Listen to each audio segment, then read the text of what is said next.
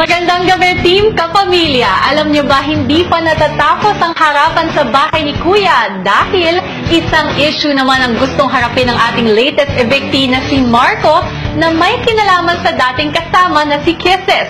Ano nga ba ang mga nalaman niya sa outside world kaya ginusto niyang muli makausap si Kisses? Narito ang kwento. Dala ng matinding lungkot sa tuluyang paglabas ni Marco sa bahay ni Kuya.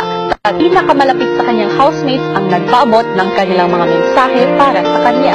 At ang mga mensaheng ito ay naiparating ni Kuya kay Marco sa naging guesting nito sa PBB Online. I'll see you on the outside, man. Stay safe. Love you, man.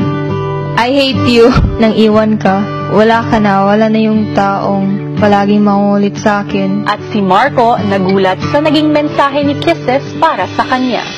Marco, una sa lahat gusto ko mag-thank you sa lahat-lahat ng love and care mo na ipinakita mo sa akin. Yung hindi ko pa nasasabi sa'yo is na, Marco, huwag sana lumaki yung ulo mo, pero siguro last month pa, gusto ko na sabihin sa'yo na gusto kita. I will miss you so much and I love you and take care always. God bless you. Okay, tagal kitang hinanap. Okay, tagal. Kung si Marco napanood ang dating mga kasama, sa loob ng bahay naman may bigla ang ding ipinapanood sa housemates.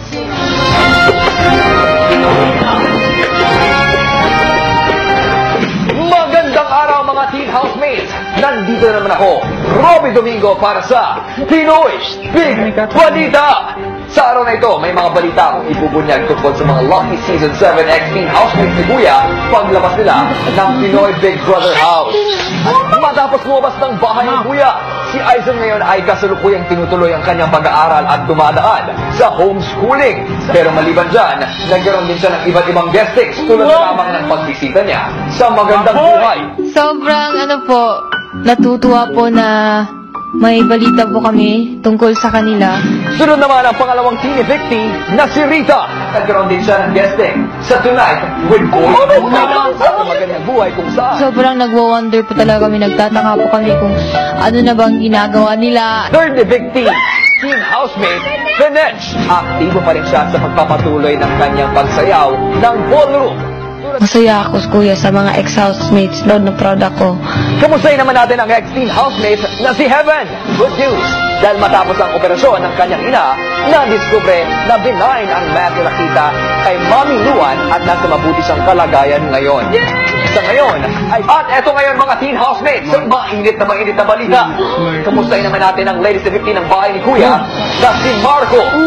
Naging emosyonal nga ang paglabas ni Marco sa bahay ni Kuya pero agad naman siyang sinalubong ng kanyang ina.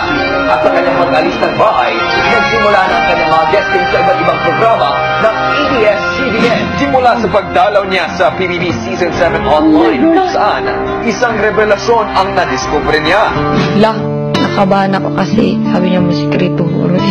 Pero feel ko na kay Kisses yun. So nararamdaman niya kay Marco.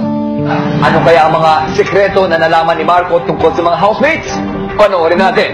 Marco, una sa lahat gusto ko mag-thank you sa lahat-lahat ng love and care mo na ipinakita mo sa akin yung sa ating mga kasama. And hindi ko pa nasasabi sa'yo, huwag sana lumaki yung ulo mo.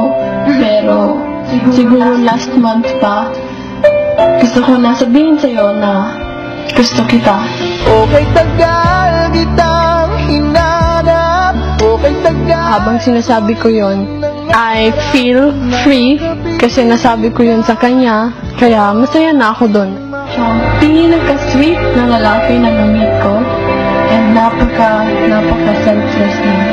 Lagi yung iniisip yung kapakanan ng iba. Kaya marami na po kasi akong napagsisisihan na yung mga taong minamahal ko, hindi ko po sa kanila nasasabi kung gaano ko sila na-appreciate. So this time, Kuya, naisip ko na gusto ko lang is sabi ko, God bless you. Masaya pa rin kasi nasabi niya yung katotohanan kay Marco. Parang hindi pa rin ang huli lahat. Alam niyo na. Kaya I'm not really sure kung ano yung reaction niya talaga. Kung magkikita kami ulit, actually kuya, hindi ko po alam kung ano yung gagawin ko. Kasi hindi po ako sure kung paano niya po tinake yung sinabi ko.